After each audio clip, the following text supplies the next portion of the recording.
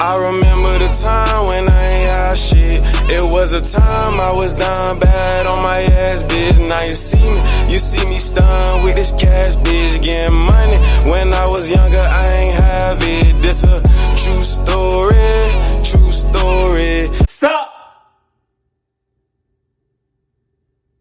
I have an unforgettable memory of the Snowfield where I almost died. I'm pretty sure, I can guarantee you 100% you did not have no Adidas snow gear whatsoever. Because if you did,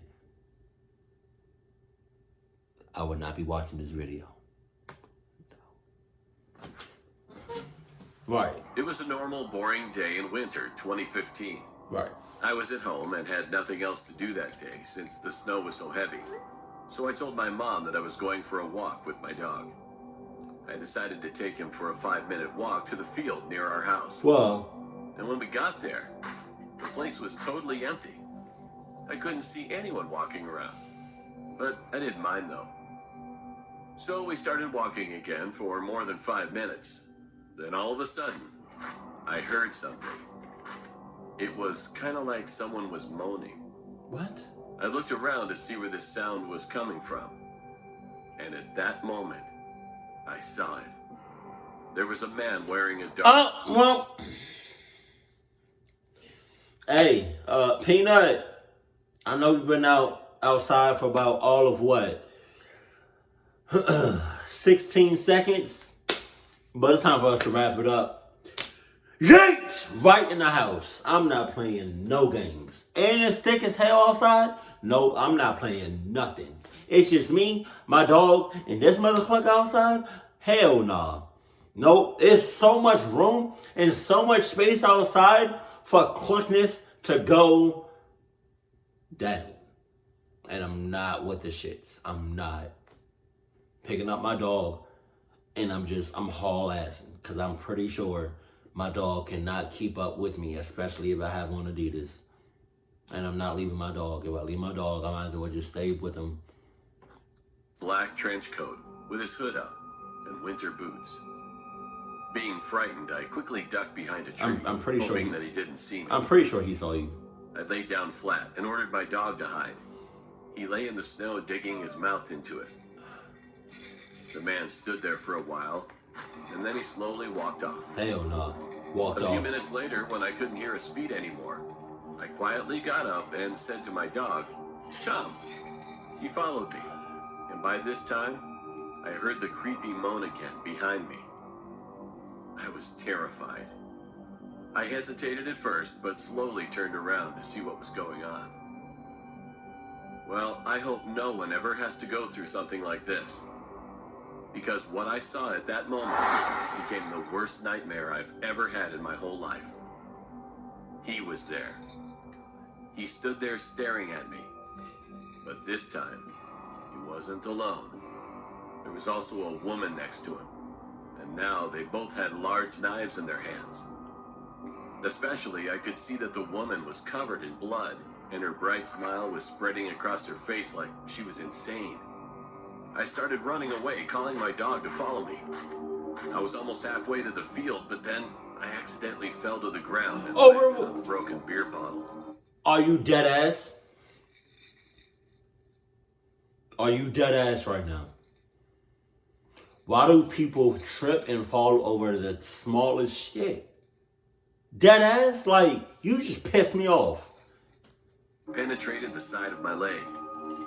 It was painful, but there was no time, so I used all my strength to pull out the broken piece. I managed to pull it out, but after that, it was hard to get up. Oh my God. I struggled to crawl on the field, spreading blood in the snow. I knew that it was definitely visible to them, and they soon found me. Where's your dog? The woman got close to me.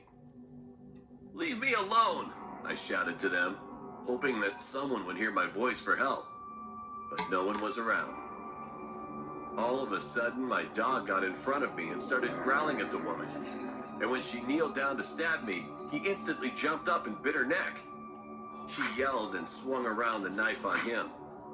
When my dog collapsed, injured on the ground, oh my God, an uncontrollable anger surged up within me. I got up, grabbed her knife, and stabbed her side. I started to choke her, but then a sharp pain penetrated on my back, and when I fell to the ground, I could see the man was standing behind me. I thought I was going to die, and in those few seconds, when I was about to close my eyes, bang! His arm was blown off. It was my neighbor living next to our house. He was holding a shotgun in his hand. He told me later that he went hunting, and when he visited the field, he heard my voice. His hunting dogs rushed up to the man and bit into his shoulder. After that, my neighbor got to me and tried to help me to stand up, but I told him to help my dog first instead of me. Then I finally blacked out. When I woke up again, I was in the hospital. My family was standing next to me with my neighbor. He told me that after I blacked out, the police arrived with an ambulance and that my dog was taken to the veterinary clinic and survived by a miracle. A few minutes later, a policeman came to report the information that the man who attacked me had been arrested, but the woman had died from shock. And it turned out that they were serious criminals, and when they were sent to the mental institution, he had escaped with the woman. After that, my neighbor lost the right to own a weapon because he shot at a person. But he didn't care, though. He just told me that he did the right thing to save someone's life. And he also said that he's just glad I'm alive. Well, I'll never forget about this incident, ever. And I will always thank my neighbor and my dog for saving my life. Where your blinds at, man? Jesus. Your neighbor's in cahoots. I just want to let you know that. He knew you was outside. He knew that. It was nothing but space. So much space and opportunity. He knew you was outside, but he waited until you almost died to help you. So cluck your neighbor. Excuse me. I don't know. Every time I watch a video or hear a story and a dog isn't involved, I always think about Peanut. So that's even more harder for me to watch and listen if a dog is involved with a horror story. Oh God. But I was about to say something else, then lost my train of thought.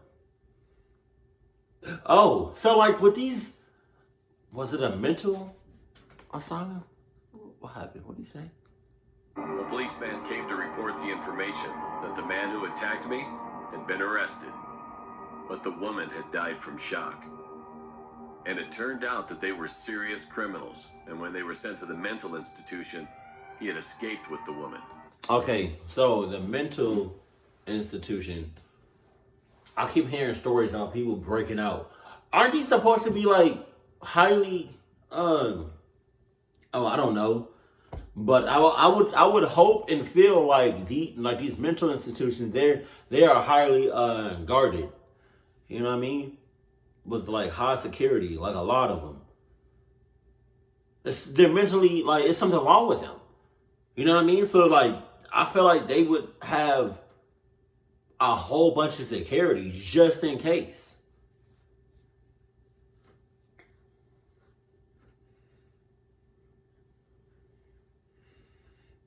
With all these breakouts from these mental institutions, I feel like the security is in cahoots too. I feel like a lot of people be in cahoots. Now that I think about it, I mean, because for the most part they are.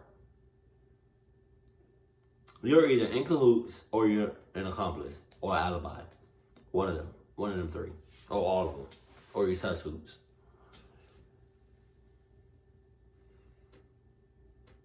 But that was the kid that got clucked up. Yeah, that was kind of his fault, because he noticed at first the guy by himself, and then he walked away, so he thought he was good. When he walked away, that's when you should have hauled ass away. I don't play that shit. Nope.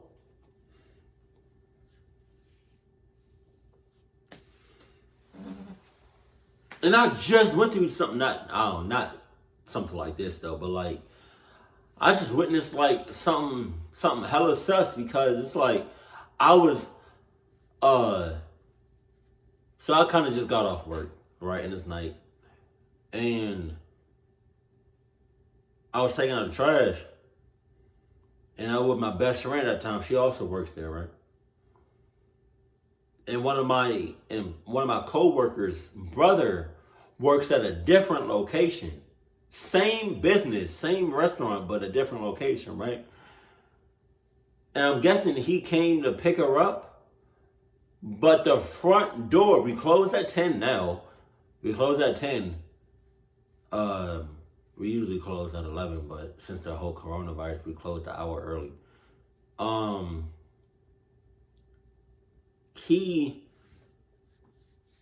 I guess he came to pick her up.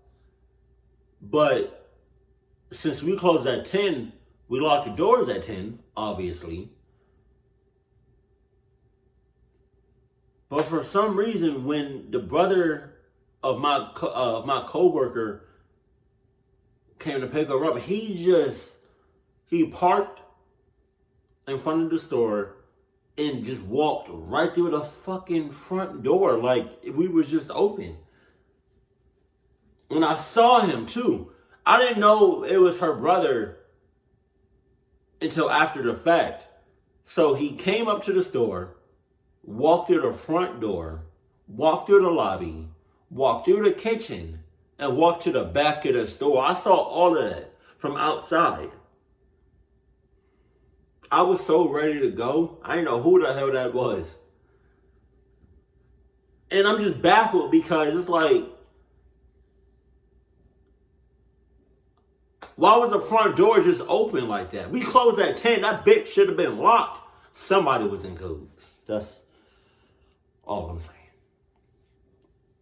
But I just find it really weird and really sus that a lot of these mental institutions, intuition, I don't know. A lot of these mental places, I keep hearing more and more stories about people breaking out. I don't know how, but they are. Like, what's up? What's up? What's up? That's all I'm wanting to know. Ouch. God damn it. Keep it cool. Keep it classy. And I love you. Stay happy. My family.